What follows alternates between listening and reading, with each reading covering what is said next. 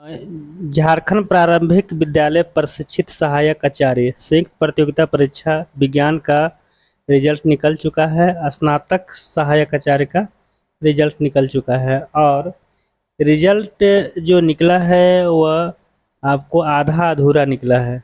मतलब टोटल लगभग 5,000 सीट थे विज्ञान में, लेकिन यहाँ पर जो रिजल्ट निकला है वह मात्र 2734-35 के आसपास रिजल्ट निकला है। तो चलिए, जिनका हो गया है सिलेक्शन उनका डीवी कार्यक्रम भी निकल चुका है।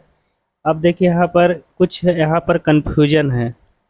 कन्फ्यूजन लोगों का है वह है आय प्रमाण पत्र पर। लेकिन सबसे पहले हम आपको बताने जा रहे हैं कि यहाँ पर अभ्यर्थी को ऑनलाइन आवेदन में की गई प्रविष्टि, जो भी आपने आवेदन भरा है उसका 2 प्रति आप तैयार करेंगे।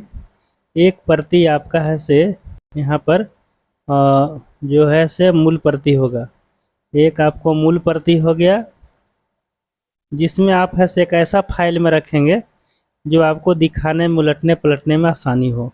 दूसरा फाइल आप रखेंगे, यहाँ पर आपका छाया प्रति रहेगा, छाया प्रति। और उसमें है कि आपका 100 अभिप्रमाणित। आप जब भी 100 अभिप्रमाणित करेंगे फुल सिग्नेचर उसमें करेंगे। अब यहाँ पर देखिए, इसमें आपको है से एक पासपोर्ट साइज का फ़ोटो है और वह रंगीन फ़ोटो होना चाहिए और तत्काल का होना चाहिए। आधा अधूरा पुराना फ़ोटो उसमें नहीं बोला है। दूसरी चीज़ है यहाँ पर, सबसे यहाँ पर जो है इम्पोर्टेंट चीज़ देखिए, बहुत यहाँ पर है कि लिखित परीक्षा का प्रवेश पत्र जो भी आपका है वो आपको साथ में ले लेना है। मूल जिससे आप एग्जाम लिखे हैं, किसी कारणवश से है से सर्टिफिकेट भूल गया है, वो ऐसे क्या करेंगे, एफआईआर कॉपी किए होंगे उसका ऐसे लगा देंगे।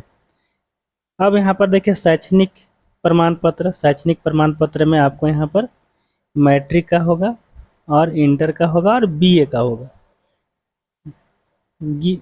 होगा। और ये आपको दोनों का मार्कशीट और मूल प्रमाण पत्र, जो हम पहले भी ऐसा आप लोग को बताए थे। दूसरा 2 नंबर में यहाँ, तीसरा नंबर में यहाँ देखना है कि आपने जो बीएड किया होगा या डीएलएड किया होगा, चाहे टीचर्स ट्रेनिंग किया होगा, ये जो भी 3 किए हैं, इसका आपका है से जो इसमें लागू होता है। आप जैसे यहाँ पर पहला में है कि स्नातक समकक्ष दिवसीय डिप्लोमा, चाहे जिस नाम से जाना गया हो, उसका बाद में इसका फॉर्म है उसको भरना है, या ये जो भी लागू होगा आपको उसी को है से आपको आवेदन में जिक्र करना है। दूसरा चीज़ है, आप देखिए यहाँ पर आरक्षण संबंधी आपने वहाँ दावा किया होगा, तो दावा करने के लिए आपको जाति प्रमाण पत्र देना जरूरी होगा। जाति कास्ट सर्टिफिकेट जो है, वहाँ पर आपको एससी और एसटी ये कास्ट सर्टिफिकेट लगेगा सिर्फ। अगर आप ओबीसी हैं या ईडब्ल्यूएस हैं तो आपको जाति के साथ साथ आय प्रमाण पत्र भी आपको एवं संपत्ति प्रमाण पत्र भी प्रस्तुत करना होगा। अब देखिए, संपत्ति प्रमाण पत्र यहाँ पर जो है वह अलग से कुछ नहीं है। संपत्ति प्रमाण पत्र जो है वो आय प्रमाण पत्र को ही कहा जाता है। ठीक है, यहाँ पर भूलवश या गलतीवश जैसे भी लिखा हो। अब देखिए आगे यहाँ जेटेट का, अब देखिए कि नया झमेला आ गया है। बहुत सालों जो जेटेट लिखे हैं उनका एडमिट कार्ड हो सकता है कि भुला गया होगा। आप एकदम याद करके आप ऐसे एफआईआर कॉपी ले लीजिएगा सीधा सा। पहले बात, पहले भी डीबी हुआ है लेकिन जेटेट का आज तक एडमिट कार्ड नहीं मांगा, लेकिन यहाँ पर जेएसएससी जेटेट का एडमिट कार्ड भी मांग दिया है। और उसका उत्तीर्णता प्रमाण पत्र, मतलब कि आपको वह जो मार्कशीट है आपका, या जो भी कहिए उसको मूल प्रमाण पत्र कहिए, उसको ले लेना है। अगर आप खेल कूद से हैं, भूतपूर्व सैनिक हैं, दिव्यांग हैं, तो उससे संबंधित आपको प्रमाण पत्र पेश करना है। दूसरी चीज़, अगर आप पारा शिक्षक हैं तो आपको 2 साल का कार्यानुभव, मतलब कि फिलहाल जो वर्तमान में आपको अटूट सेवा वाला, मतलब बीच में कभी भी अटूट नहीं होना चाहिए। मतलब अटूट का मतलब ये हुआ कि बीच में वेतन का कटौती नहीं होना चाहिए, कंटिन्यू।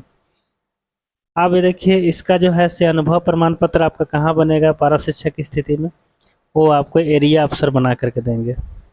वो पहले ही स्पष्ट कर चुका था कि 1 to 5 का है से यहाँ पर जो है कि बीओ बनाएंगे। प्रखंड शिक्षा प्रसार पदाधिकारी। और 6 to 8 का, वह साइंस का हो चाहे सोशल साइंस का हो चाहे हिंदी का भाषा का हो, कोई भी हो, लेकिन उसका जो बनाएंगे वो एरिया अफसर बनाएंगे। ये हो गया। अब देखिए, किसी प्रमाण पत्र में बरतने की त्रुटि होने की स्थिति में शपथ पत्र के साथ लाना सुनिश्चित करेंगे। अगर प्रमाण पत्र में किसी तरह की कोई गलती है, किसी भी प्रमाण पत्र में, अब यहाँ स्पष्ट हो गया, किसी प्रमाण पत्र में, आपको यहाँ पर शैक्षणिक प्रमाण पत्र हो, आधार कार्ड हो, पैन कार्ड हो, या किसी तरह से जेटेट का हो, किसी भी प्रमाण पत्र में अगर आपका त्रुटि है तो आपको कार्यपालक दंडाधिकारी से आपको शपथ पत्र करवा लेना है। देखिए यहाँ पर स्पष्ट नहीं लिखा है, आपको नोटरी से नहीं ले जाना है। मैं भी डीवी कराया हूँ, मैं भी गया हूँ, लेकिन मेरा भी त्रुटि था, लेकिन कार्यपालक दंडाधिकारी से ही कराना है। यहाँ पर बहुत सा चीज़ ओपन नहीं किया है, लेकिन वो जो शैक्षणिक प्रमाण पत्र का जो डीवी कराएंगे उसमें, या गैर शैक्षणिक का, उसमें जो शपथ होगा आपको एसडीओ स्तर का, आईएएस स्तर का ही बनता है, वहाँ से आप ऐसे इसका एफिडेविट करवा लेंगे।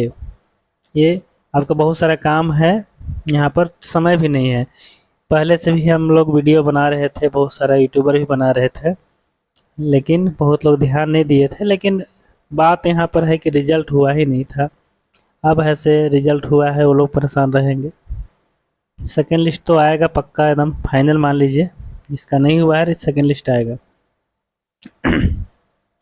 अब देखना है यहाँ पर कि प्रमाण पत्र का सत्यापन आपको 10:30 बजे से आपको शुरू होगा। यहाँ पर समय से पहले आपको रहना है, 1 बजे तक। सेकेंड पाली में भी आपको है। और 18 तारीख बचे खुचे लोग जो किसी कारणवश मानते हैं जा रहे हैं, गाड़ी पंचर हो गया, अनुपस्थित हो गए या भुला गए, अभी तक उनको पता नहीं है कि रिजल्ट आया है। रहते हैं कुछ ऐसे ऐसे अपवाद में, बहुत सारे लोग हैं, लापरवाह लोगों की यहाँ संख्या कम नहीं है, इनमें और भी कारण हो सकता है। तो वैसे लोग के लिए 18 तारीख को डीवी होगा यहाँ पर, देखिए। तो चलिए आज की वीडियो में इतना ही। अगर आप मेरे चैनल को सब्सक्राइब नहीं किए हैं तो ज़रूर कर लेंगे। धन्यवाद।